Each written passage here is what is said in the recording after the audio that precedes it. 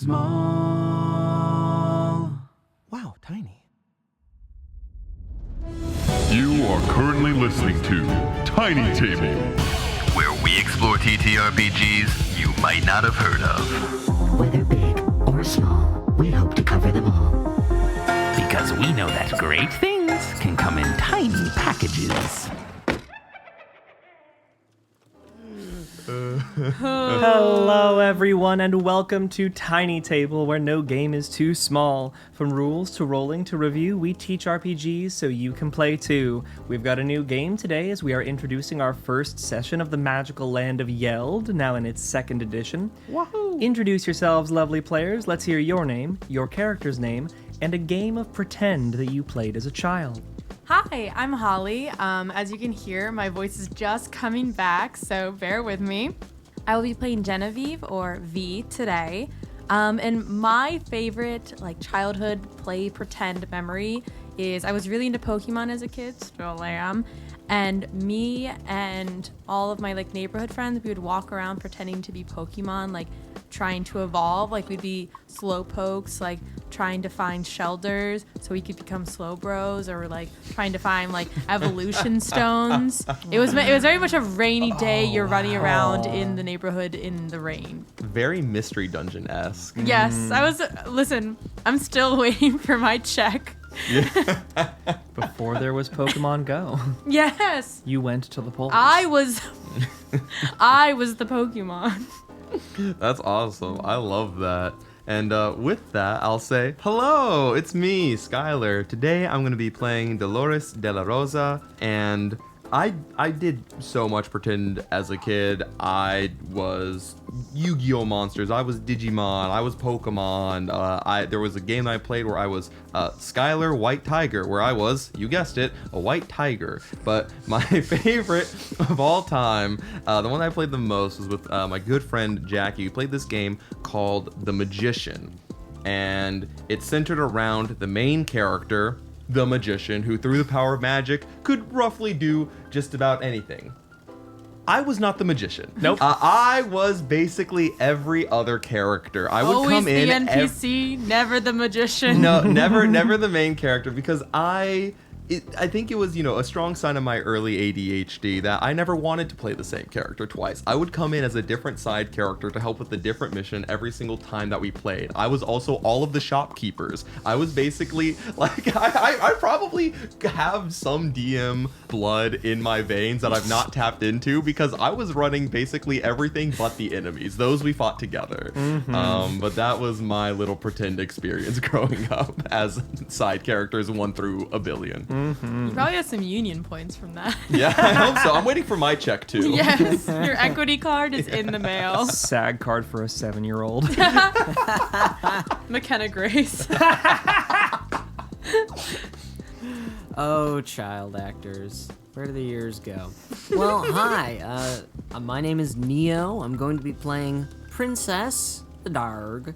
And my favorite pretend game I played as a child was End of the World, where the premise was heavily influenced by the incredible Jimmy Neutron movie, where everyone over 18 suddenly disappears for no discernible reason, like poof magic. Whoa. And so it was the end of the world, where me and some neighborhood boys would plan on okay, so we're gonna raid this convenience store, and we're gonna set this place up as our home base, and we're gonna cut down the bamboo thicket near our house and turn them into spikes and turn them into a fence.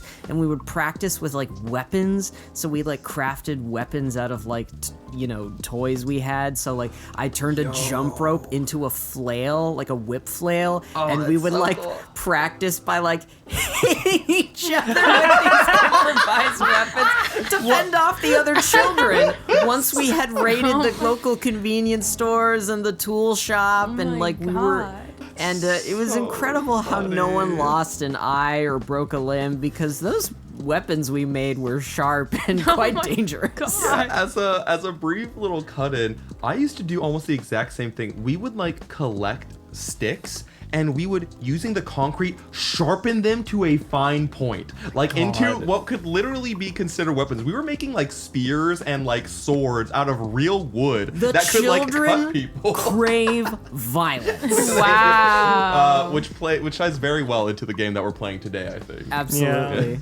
And tie well it shall. I am, have been, and will continue to be your game mistress, Julian. And I can relate a lot to a lot of these stories, particularly an element of yours, Skylar, because the long-form pretend game that I played with my trio of best friends from 4th through 6th grade, I think we just called it Playing Adventure. Easy. Was all we called it.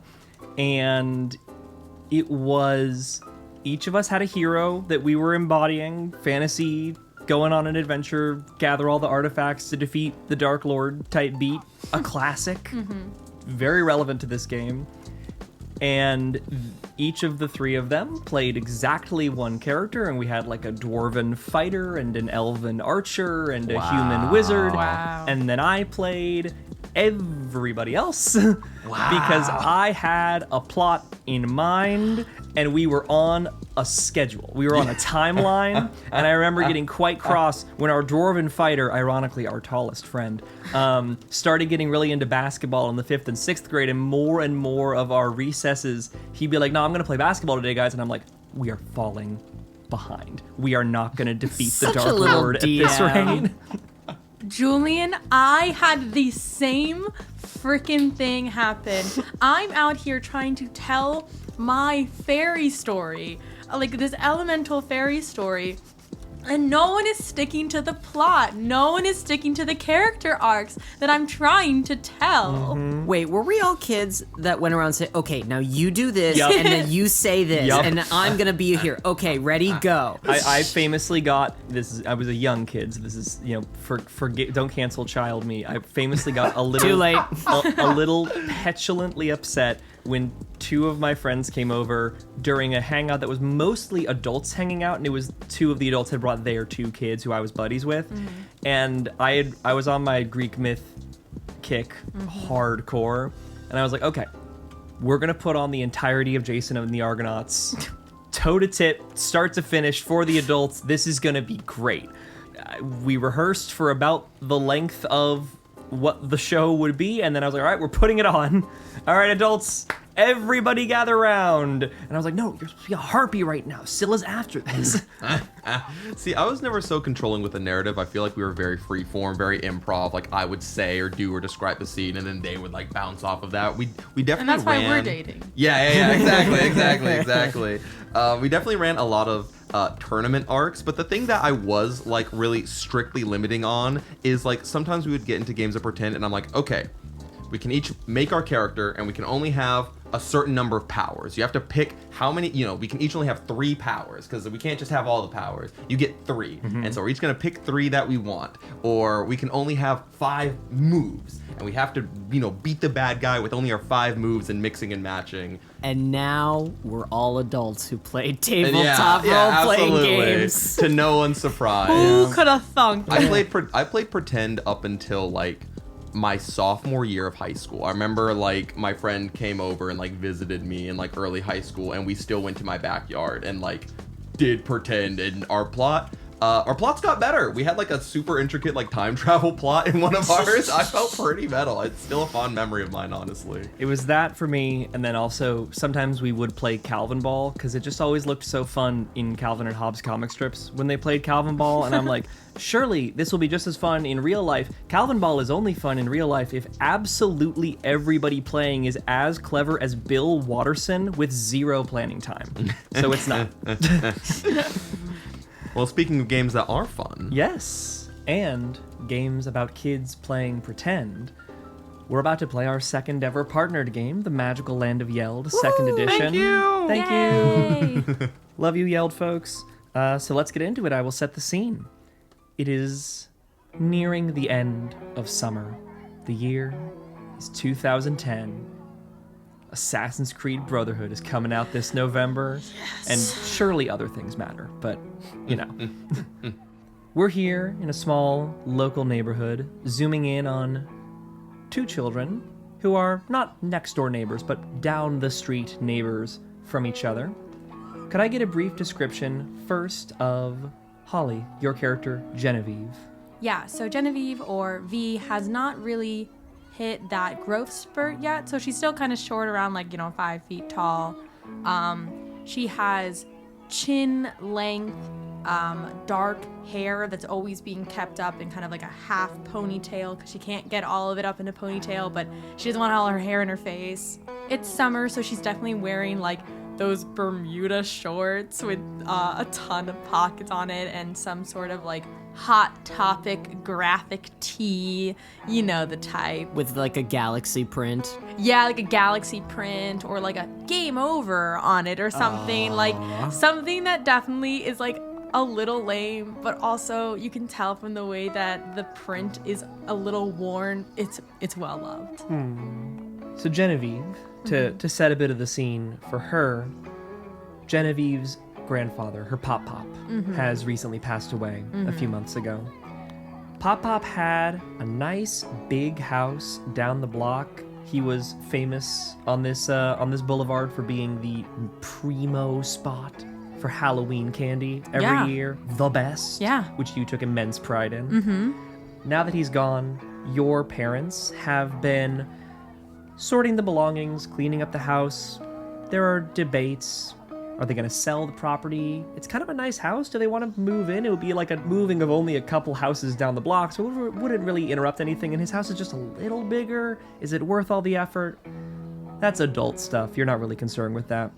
The old house sits on the corner of the block, and it hides behind it a pretty substantial lot of tall trees and a pretty overgrown garden, and he has a kind of crumbling, derelict shed workshop double feature in his backyard. You are given ample opportunity to explore around this backyard area in this time period, and you've often been back there with a friend of yours over the course of this summer. Skyler, would you introduce to us your character? Hey gang, I'm going to be playing Dolores de la Rosa. She is a young, mixed Asian Filipina young lady who has hit her growth spurt, is going to be sort of the older sibling archetype, and is kind of a tomboy, chilling some baggier pants and a little jersey, probably hanging around the house, maybe with her younger brother. She's spunky, full of energy, loves track, basketball, watching sports with the family, isn't as excited for Assassin's Creed because she's normally being a bit more active. Straighter black hair, olive skin that's already sun-kissed a little extra because she spends so much time playing outside, and is ready for whatever we're about to get into. Yeah, and Dolores is, remind me, a grade and a year older than Genevieve, yes? Yes, Yeah. rocking 7th grade. Oh, and also rocking, as it was her birthday recently, some fresh new Nikes that she's loved to show off basically at every opportunity. Yes, we know each other from the track team. I'm 11, you're 12. And we're very competitive. Yes, I will be playing the rival archetype from Yeld. I forgot to say. Yes, we got a rival, we've got a big sister. And while the big sister is big sister to younger brother Frankie, Francis, the rival also has a little companion here, Neo. Would you introduce your character for us? Hi, I'm Neo, and I'm going to be playing the old family dog, Princess.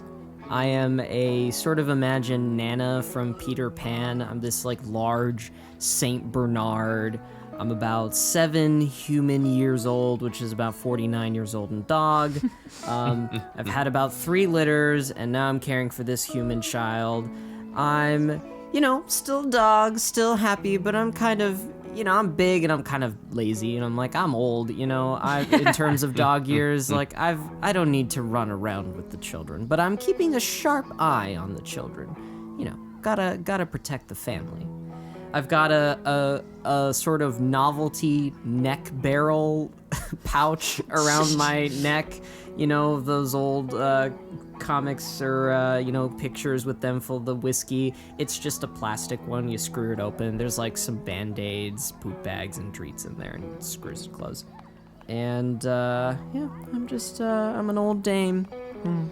And could you describe for the audience what type of dog you are in the same terms that you used to describe to us in the group chat? Oh yes, I am the size of dog that goes boo.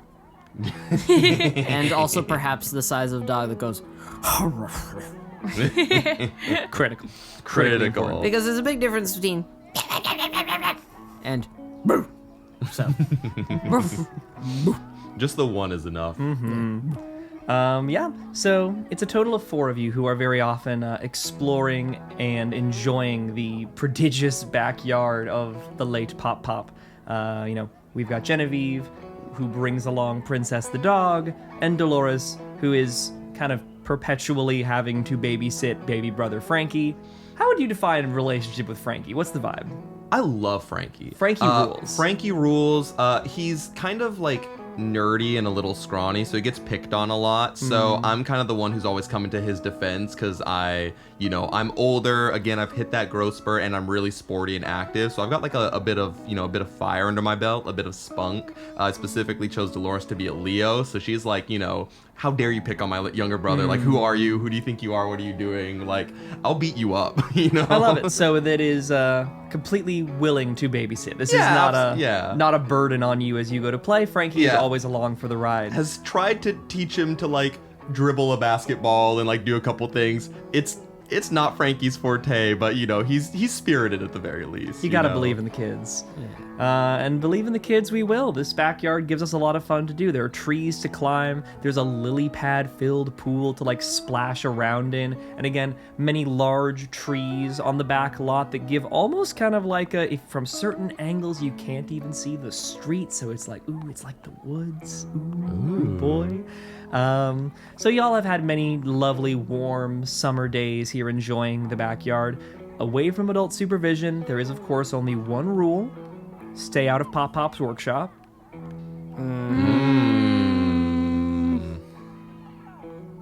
So we're zooming in our camera the day y'all are trying to get into Pop Pop's workshop. Of course. The workshop itself is kind of near the back of the lot off to the side from the tree, so from certain angles it's a little obscured. From like standing over the lily pad pool you can see it.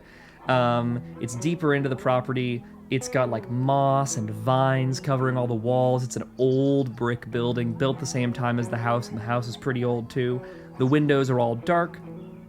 There is a rusty lock on the front door, like a physical lock appended to the door. What's the vibe on how to get into Grandpa's workshop? Pocket knife. I'm into it. I turn to Reds, Dolores, if you will. And I'm like, yeah, like, don't even worry. Like, I, saw them do this on a video game, and it's, the graphics are crazy. Like, dude, it's pretty freaking accurate. A video game, really? It's freaking summer, Dolores. Yeah, you can't break into a door with a credit card. I have a pocket knife. Okay, well, just when that fails, let me know. We'll find some other way, but I'll keep a lookout in the meantime. I love it. So you're trying to use your pocket knife to pick the lock? Mm-hmm. Love it. Let's have a roll of smart dice.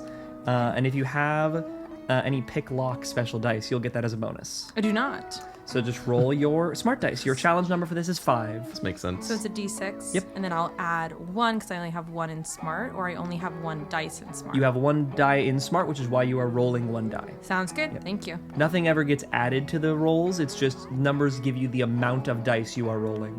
Good to know. Thank you. I got 4. 4. So Close, but no cigar. You are there jimmying away, trying your best to pick the lock.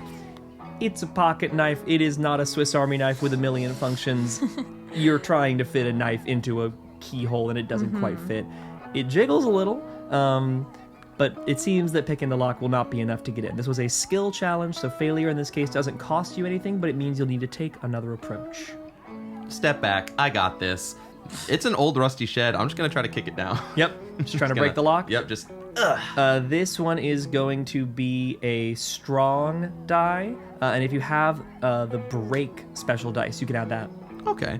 I am strong. I have strong die of 2, so I'll get to roll 2 dice, but no break, at least not until I get my job later. Ooh. So same challenge number of 5. All right.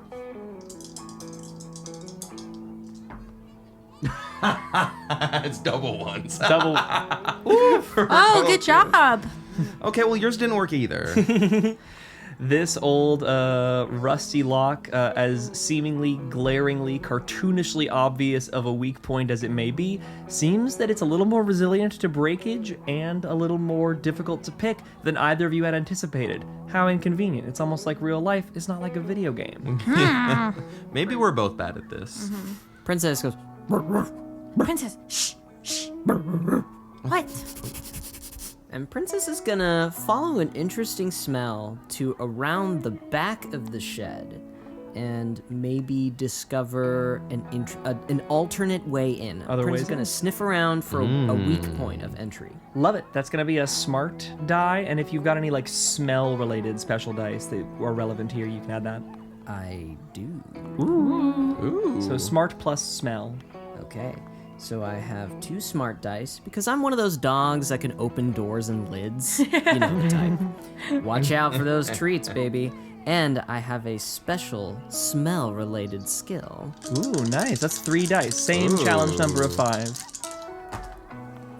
Oh, easy. That's 6, 5, and 3. Amazing. The barks pick up from behind the house a little bit, and Frankie kind of sticks his head out from around the corner and is like, guys, check out what Princess found. Oh. Should we both be embarrassed that we got outsmarted by the dog Well, again? it's my dog, so there's nothing I need to be embarrassed about. I do the little point thing. Good job, Princess, just like I taught you. Points for V. Yeah, what you have found at the rear of the house is there's a point near the rear of the house where some of the overgrowth from some of the roots of the nearby trees that this is adjacent to have started to push the earth up in such a way where some of the mortar is given out and a few of the bricks are not fallen out of place, but it's pretty clear that just a solid push on this kind of dampened and weakened mortar will get it shoved open. And could adults fit through this hole? No. Can a dog and some kids? Yeah, if they crawl. Yeah, could I give it a shove? Yeah. You give it a little push, and bricks eventually kind of give way over, clattering down to the ground. A little Whoa. of dust emerges from the interior. Take a step back so I don't get any rubble on my shoes. And you are all able to crawl your way inside. Frankie is excited. He's like, straight in. Well, Day, just be careful. I'm gonna be... It's my workshop. My parents are like totally gonna live here, and this is gonna be like my hideout. Well, it should be our hideout. You don't live here, Dolores. I go in. Is everybody inside? Come on, Princess, come. I love it. Princess has a bit of a squeeze to get through. She's the largest body to squeeze. I go in last so I can kind of push Princess in. I love it. Yep. You got it. Come on. Gorp. Amazing. You gorp your way inside. You've made it into the interior. The space inside, it's dark, it's cluttered. There's a little bit of light streaming in because there are those kind of higher up windows that provide a little bit of illumination. There's smell in the air of like, this is what draw your nose specifically, was this smell of chemicals that was kind of wafting through the fissure in the walls, Princess.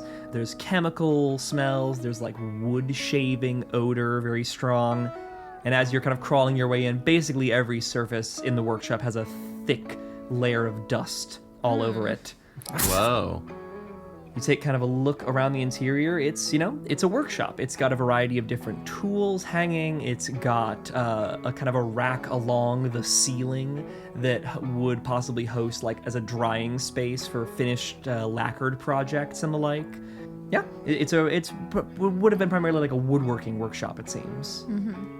Whoa. So is this like your Assassin's Honor game or whatever? Like, yeah, kinda. I mean, it's normally set in like Italy, but close enough. Maybe we'll find some spaghetti in here. There are some old cans of food on one shelf up on the wall. No spaghetti, but there are SpaghettiOs. Score. Anyone want to look around for anything in particular? Yeah, I'm gonna look for a better utility knife. I like it. Let's have you roll smart or brave, whichever's higher. I'll do brave. And if you have any what's that special dice, you could add that. Ooh. I do not. Brave. Challenge is 3 for this, pretty easy. Ooh, I got an 11. Very nice. Making your way through, what's a better utility knife? Your utility knife is already a pretty good utility knife. What's better than a utility knife? A hammer.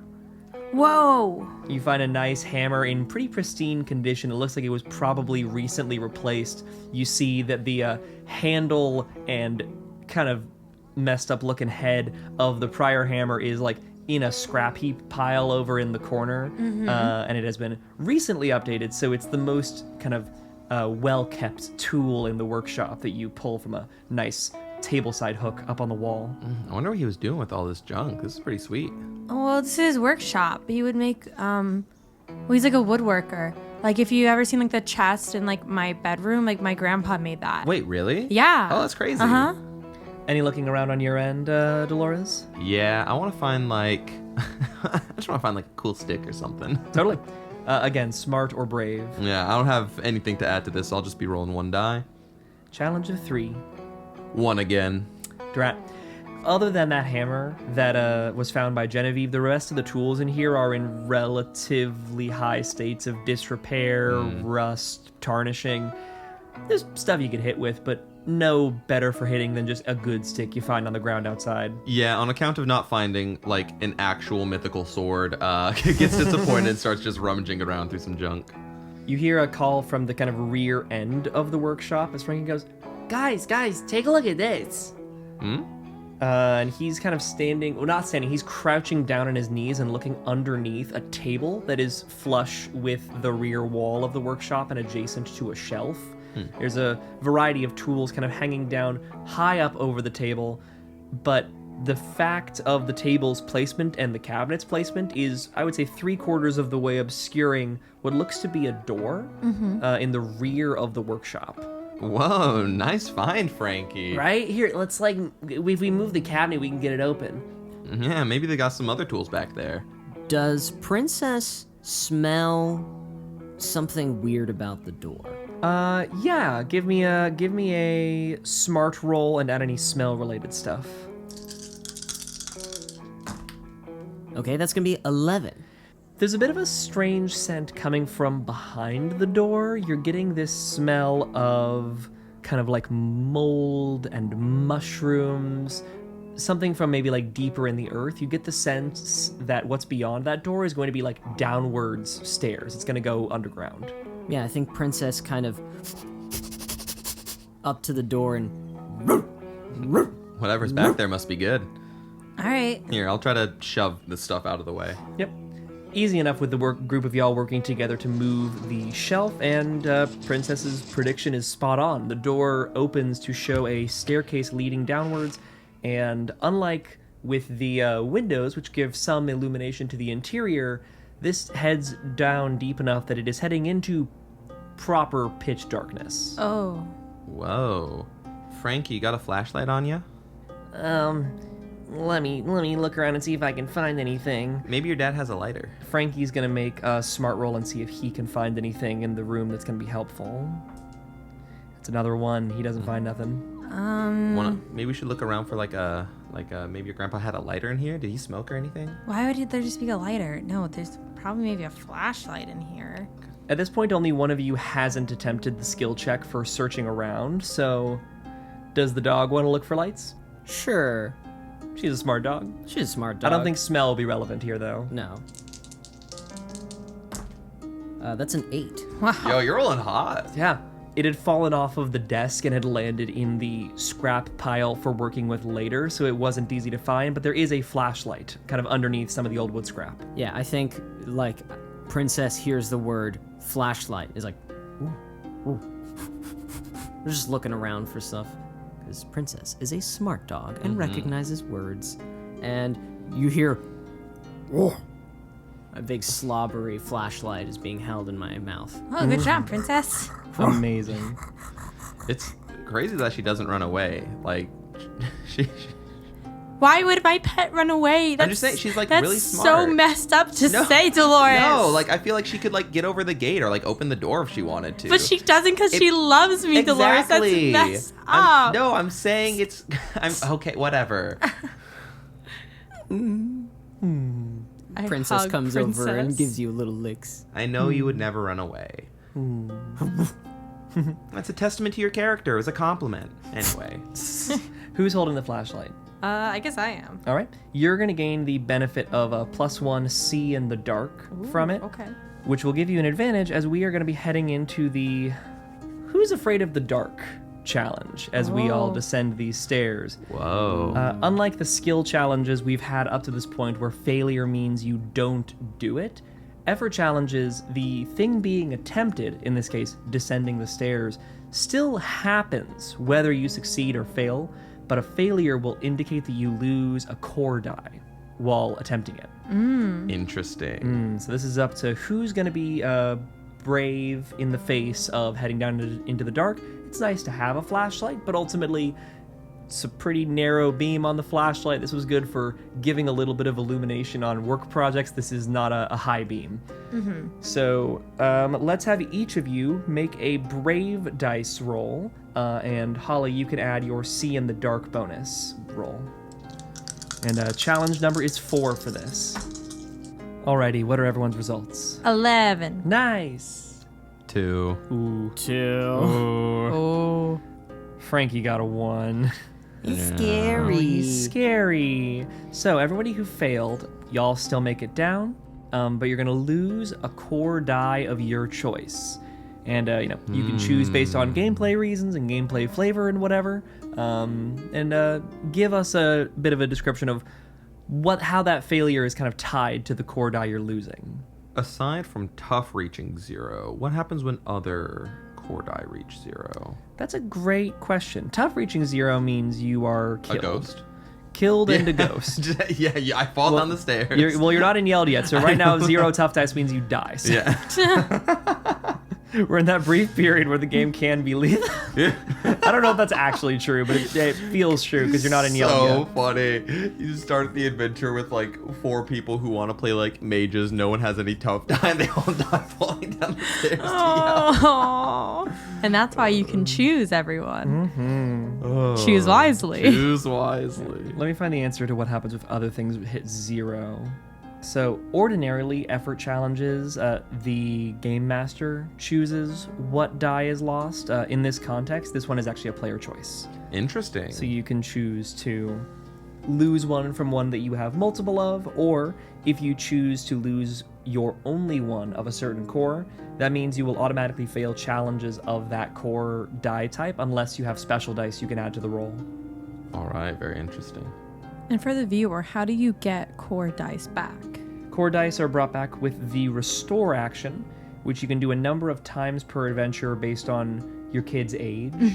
I believe you're both in the upper bracket of age. Yes. So We get it once. Once per adventure, y'all will have a chance to restore core dice, and you also get restorations for things like sleeping the night.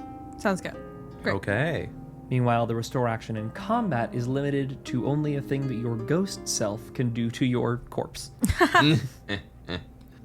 Okay, well, I'm not going to have 0 of anything, because that sounds like sucks, so I will do the logical route of what I think makes sense, is I will go from 2 brave core dice to 1 brave core dice, because he's scary. It's scary. I think for Dolores, she wants to make Francis, or aka Frankie, feel brave and kind of get through it. So as she's holding his hand, I think I'm gonna go for the move of reducing my smart from 1 to 0, because she's kind of like not thinking anymore. She's kind of just operating on instinct of like, this is kind of scary, I'm a little scared, I need to protect Frankie. And so she's running purely just her body before her mind. Yep. Frankie, on his loss, is also going to 0 out. He's going to 0 out his brave. He's real scared. But he's gonna keep holding your hand and keep descending alongside the rest of you. It's okay, Frankie, we're almost there. You feel the fear kind of wash over you. You make it down into the basement itself. It is nearly pitch black. The shine of the flashlight illuminates the walls, the mold and mildew and mushrooms that create the kind of aroma that washes over you. The basement floor itself is soft. It's like damp dirt. There's bits of roots poking out that are probably from the tree. You're probably, if you were to gauge it based on your angle, you're probably not literally under the workshop anymore. You're under the trees in the back lot. So you're seeing tips of their roots. And you occasionally hear the little of skittering mice in the darkness, but it is otherwise completely quiet down here. A little bit of a shine around, and there is no light switch in here, no fixture in the ceiling. This has probably only ever been explored by a flashlight or candlelight. It's largely empty. There's a few boxes of old, at this point, kind of rotting books and moth-eaten clothing. But in the very far wall, there is a door, a kind of old-fashioned looking door with a stone frame surrounding a door of dark wood held in place with studded brass fixtures.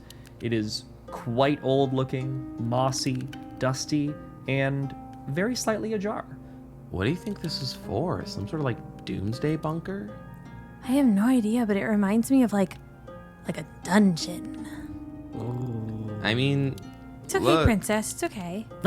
I mean, if the mines are right, we only got 2 more years, so maybe this will come in handy. Whoa. Oh my god, it's like Legend of Zelda down here. This is so cool. I'll pretend I know what that means. You said there was a door. Yes. Well, I'm gonna open it. Yeah. You, Here, I'll hold the flashlight. Nice. You open up the door.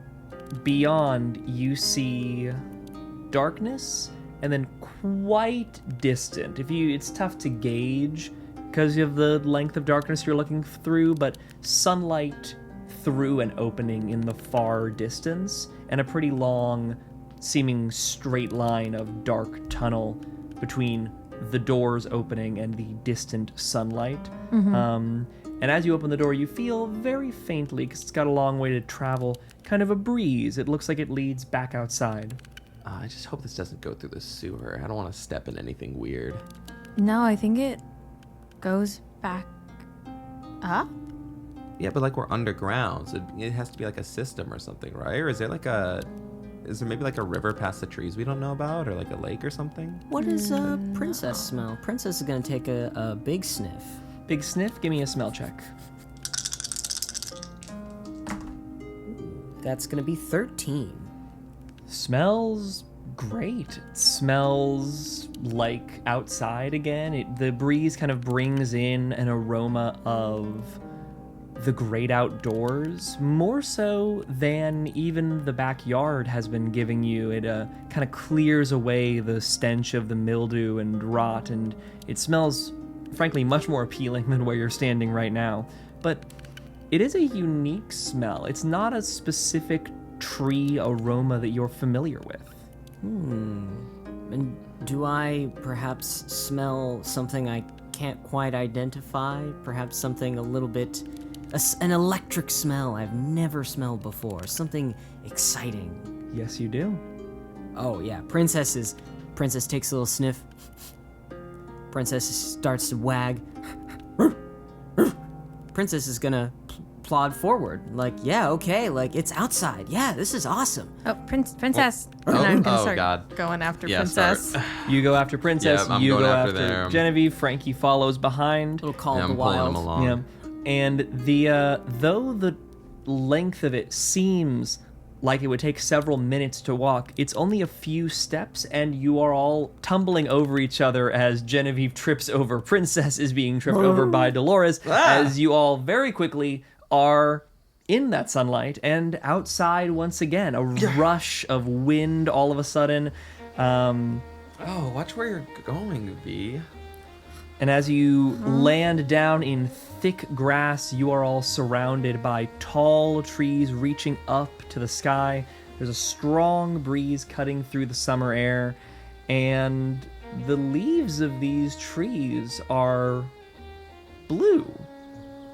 And the trees are much, much taller than the tallest trees in Grandpa's backyard, and the sound of cars on the street, the sounds of other kids playing down the block are not to be found at all. What? What? You look behind you and see an identical looking door, stone, wood, open, and standing in the middle of nothing. It has no wall it is appended to. It is just a standing door in the middle of this wood. Oh no, did we step on... Did we get tetanus? Is this what tetanus is like? Did we step on What? something? I'm sorry, Dolores. Is this what tetanus is like? No. No, this is not what tetanus is like. Have And you ever I'll had go to the tetanus? door and try to open it. It's still open. And I'll like look in. Yep. And you see through to the other side, and it's basically dark all the way through because there's nothing illuminated on the other side, but you are seeing into what looks like the other side of the same tunnel you saw prior. Oh my god, this is so cool. It is cool. It's kind of freaky. Like, why are the... Is this real? Are we... I think so. Hold up, pinch me. Not so hard. Oh, sorry. It's fine. Okay, well, real. Children, I believe that. What? You. Children? Princess? Princess? Yes! Well, Oh. My word, I do believe you can truly understand me. Oh my god, have you always been able to do this? Oh my god, this is worse than tetanus. No, I've never been able to. Well, I've never really been able to speak in so many words of your tongue. Wow, this is marvelous! Oh, my children! Oh, Genevieve, you sweet girl! I've always wanted to express how much I love and adore you, and I care for you so much. I love you too, princess. This is so bizarre. Yeah, you're telling us. I don't Whoa. believe we're in the neighborhood anymore. No, I don't think we are. Yeah, so if we're not in the cul-de-sac, where are we? Frankie, you're not barking, are you? Frankie? Frankie? Frankie. Wait, maybe he didn't come through. Here, give me the flashlight. I'm gonna open the door and kind of peer through. Mm-hmm. You don't see him in there. Frankie, it's fine. It's a little weird, but I'm gonna do you smell him? I'm gonna look for. Smell through the doorway. I'm gonna look for Frankie. Give a little sniff around for Frank. Do I add my third special die for this? Yeah, for smell, totally. 2 smart and smell. 14. You get the scent of him not back through the door, but further out into the wood. He went this way. Children, come quickly. We mustn't lose Frankie. Okay. He shouldn't run off on his own. He's gonna get bullied again. All right, let's go. I think him getting bullied is maybe the least of our issues. Yeah. Frankie! These trees are blue! Princess! We're gonna be in so much trouble.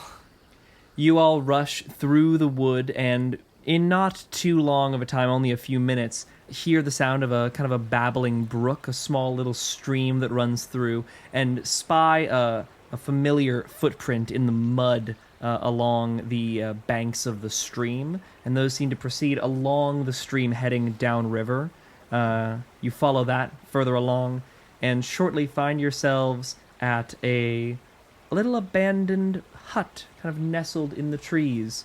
It has a distinctly older design than even Pop Pop's workshop, made of wood and stone, decidedly old-fashioned. And the door is slightly ajar, and the footsteps are leading up to the door. Yeah, it just rushes into the door of this building. Children, wait! You shouldn't have gone to the homes of strangers, children! Sure. The door opens, and you see Frankie kind of cowering in the corner of the room, holding a little fire poker and quivering. The interior has old furniture, a soot-stained fireplace, rusted tools, and dusty pots that litter the floor. It literally looks like generic interior from fantasy video game. And seemingly not a currently occupied one, save for Frankie. There is a similar layer of dust to the dust on the surfaces of Pop-Pop's workshop. Frankie, what's got you all scared? What's going on, guys? I don't know. Isn't it so cool? No. Hey Frankie, it's fine. It's a little weird here, but like blue trees aren't gonna hurt us. You can put the You poker don't know down. that. It'll be all right, Francis. Blue dear. is a color you see on this. There's poison dart frogs, and they're blue because they're poison, and they're poison because they're blue. Wait, no, but those could be poison trees. Then we just don't touch the trees. It's okay. They're not gonna like a fire poker is not gonna do much against poison. Come here. Princess walks over and is like, "It's gonna be all right, Francis," and I give little Francis a lick on the hand. What? Isn't it so cool? Princess can talk now. I have a talking dog. I'm not seeing a lot of arguments for the no poison.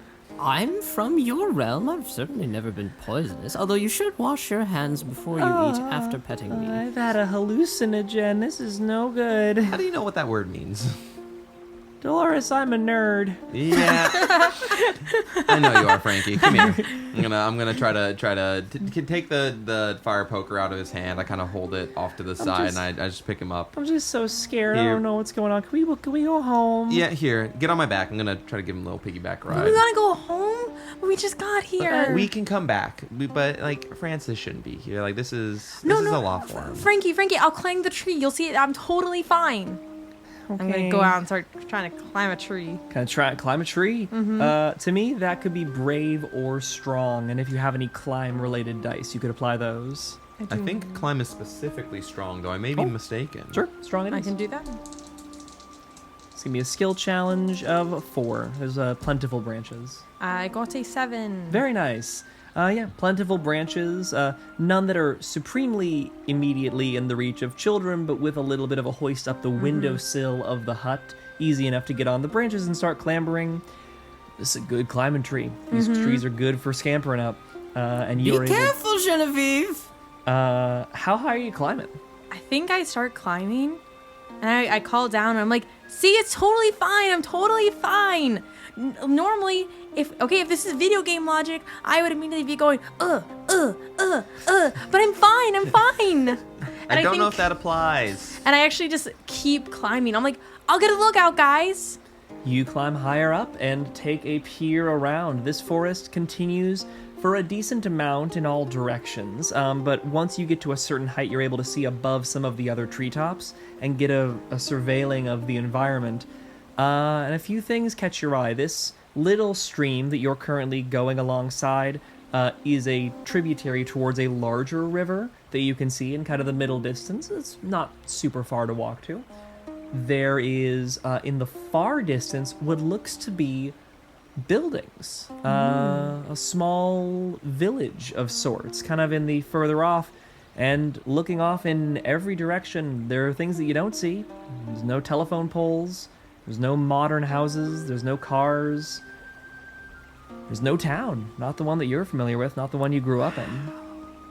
Just a bright blue sky and azure leaves as you sway here in the branches and look out, and you see one more thing. Again, middle distance on the banks of that larger area of the river. There's a creature over there. It's tough to tell from this distance, but it almost looks like a bear, but standing up on 2 legs, kind of like blonde colored fur with black stripes, big black eyes and pointed ears, kind of dog-like ears atop the head. And it is currently like crouching over the river and doing something in the river with its with its hands, paws, unclear. But it is bipedal. It's standing on its hind legs. Hey V, what do you see up there? Well, I see a little, village, and I see... Oh, well, I guess more importantly, I see this, weird bear, dog, tiger by the creek, and it's digging something up. Okay, so probably best bet is go around the weird bear, tiger, and to the village. Maybe someone can, tell us where we are. Yeah. All right. Before y'all depart, do you want to take a little time to make use of those restore rolls while we've got a little interior to do it in that we mentioned earlier? Yeah, might as well. I want to be at full capacity. I think like now that we're seeing all this, she's like, okay, get it together, Dolores. So to do a restore roll, you roll your core brave dice and then any special dice that contribute to restoration. Okay. And then the amount you get determines how much you restore. All right. I have 1 brave. All right? I rolled a 1. You're not restoring nothing. Man, my rolls have been pretty terrible. I have 1 brave and I rolled a 4. Just shy of the 5 you need to restore a core die. Wait, I also have +1 first aid. So with first aid, instead of targeting yourself, you can make a better restore roll on a friend. Do you want to add a die to this roll and make the attempt on restoring for Dolores? Yeah, sure. Yeah, so keep the 1 die you already rolled and then roll an additional 1. Wait, so when it says a friend, can that not mean yourself? It must be... You're not your own friend. Or, What? well, does it say another friend or a friend? Or It says a friend, but we, in this system, friends are... friend is any NPC. PC. Read the sentence again. The first aid skill. Add to a brave challenge roll to restore 1 core die to a friend. Using first aid costs 1 of your restore rolls. You cannot use first aid during a fight. Okay. Doesn't seem like it only has to be on another person, so you could probably use first aid on yourself or a friend.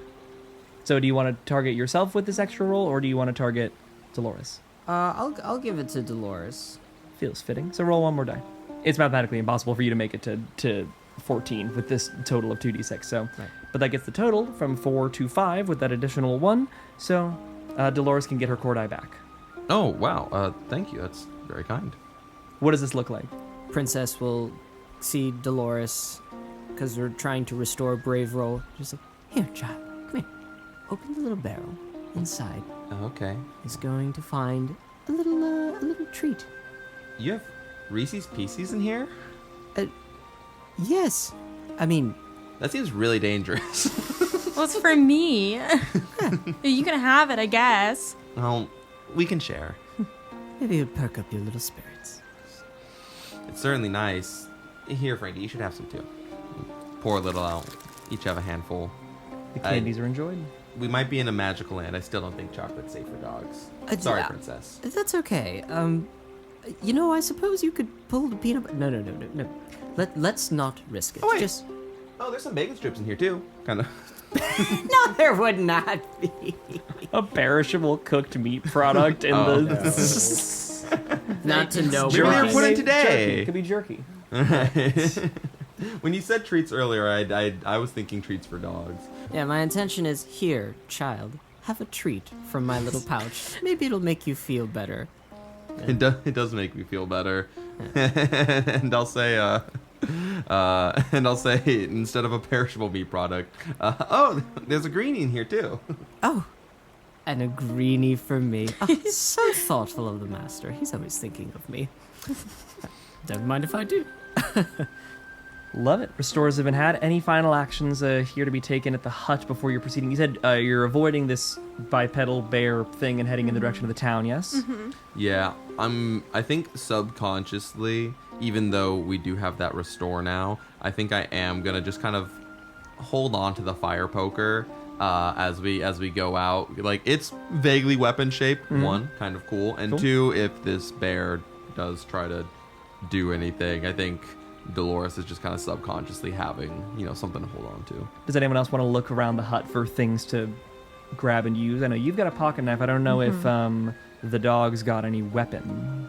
No, I suppose Princess doesn't have a weapon, but I have my bite Sure. attack, so Yep, you're set. I'm feeling okay. I guess do I smell anything exciting in here? Give me a smell roll. All right.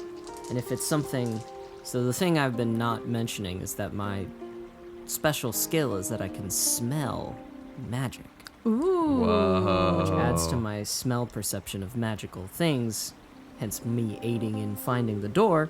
So now that I'm gonna sniff around for some magic. Mm-hmm. That is a 13. 13. Nice. You're definitely smelling something. Roll me 2d6 on the loot table. See if there's anything good you find. Ooh. Ooh, that is gonna be a 9. Ooh, your nose leads you correctly. Nothing magical, but you find some food. Roll, and if it's a 5 or a 6, reroll. 6. 6. Jesus. 6. Oh my Wow. god. Saving that for later. Yeah, oh my goodness. 2. There. The 4 default foods in this setting are hot sausage, sushi, jerky, and berry pie. And the most perishable of those 4, sushi, is the one you find. Yet with the magic of Yeld, it is not rotted fish on arsenic-filled rice. It is pristine. A lovely little finished plate of 2 nigiri on the side table. In a little cloche. In a little cloche. See, we could have had those bacon strips. But yes, you find a sushi. Sushi can be eaten to restore a core die. Let me find which one. Whoa. Sushi can restore a smart die. Well, I'm at maximum smart dice, so... It shall not perish. You can hold it for later. Here, Genevieve, put those tasty little treats into my little pouch. Okay. And I shove to Nakiri. 2 loose nigiri in with the Reese's Pieces and the Band-Aids. Band-Aids and the chew toy. Here, And like- the poop bag. yeah, and we'll everything. wrap them in a poop bag so they don't touch anything else. I like it. I like it. That's so freaking It's, funny. well, you take them, you lift up the fish, you get the wasabi off there, flick that away, close it in the bag, in the barrel, put it away. Exactly. Easy. It's got the spicy green stuff on it. Why would you? This is so freaking cool. It's all right. The more that things like haven't like killed us immediately, this is kind of cool. Yes. If this is what video games are like, maybe you'll have to show me some. Yeah. Yeah. With that, the remainder of y'all continue along, making kind of an arc to avoid the bear on the way to the village. And around halfway through your walk and near to the point where your mental map, Genevieve, tells you that you're kind of close to where that creature was by the river, you suddenly hear a cry. Help! Help! I look to make sure it's not Frankie. It is in again. fact not Frankie. Okay. We gotta go help. Come on, let's go. Okay. Yeah. Sure. With that, you all rush in the direction of the call, and as you head through the clearing of trees, you come upon that area of the river. That same creature you had observed earlier, you have a closer look at now. It is beclothed. It is bipedal. It's about 6 feet tall. Has the voice of someone about Frankie's age. Big black eyes, blonde stripy fur, and standing over a collection of what look to be hoisted up little crab traps. And emerging from the water and stalking towards this creature, a collection of 3 large crustaceans. Not red, not blue or gray, but bright green lobsters with tails ending not in classic flaps, but big, bushy floret heads of broccoli. Gross. Ugh. And as these 3 broccoli lobsters start to close in on this large, bear-like child, fire poker, safety knife, and canine teeth are bared. As we'll see how this fight goes at the start of the next episode of Tiny Table. This feels very personal to me as someone at the ripe age of 27 who hates broccoli. That we're Yeah. fighting broccoli lobsters. Looks like Incredible. those broccolobsters are going to get steamed. I love it. See y'all next week. Yeah. See ya. Hi, and thank you for listening to our podcast. If you enjoyed this episode, then we'd really appreciate if you left us a review. If you really like what we do here and want to support us further, you can join us at patreon.com/tinytablepodcast. Our business email is also open for inquiries at tinytablebusiness@gmail.com, and all of our socials can be found in the episode description for any shenanigans you might want to follow. Till next time, see ya!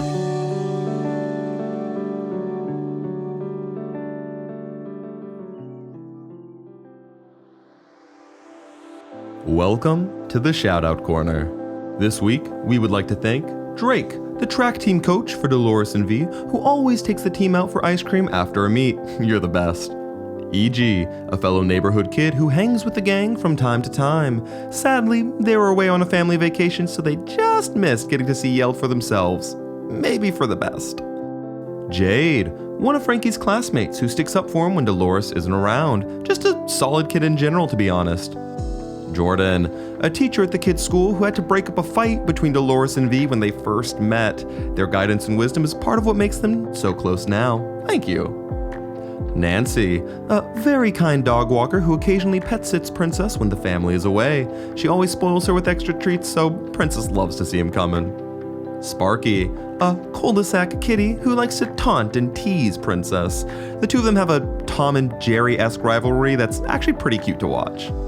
Tammy, the real estate agent helping V's family settle the moving scenario.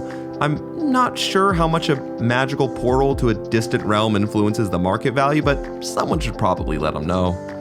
The first four notes of Megalovania, a young track runner from a rival school who always gives V and Dolores a run for their money. The competition gets pretty fierce, I must say. And Thy Dungeon Gal, the master locksmith who forged the lock that was barring entry to Grandpa's shack. Rest well, knowing that your work has stood the test of time and even the ferocious might of two middle schoolers. Good job! With that, we'll see you next time.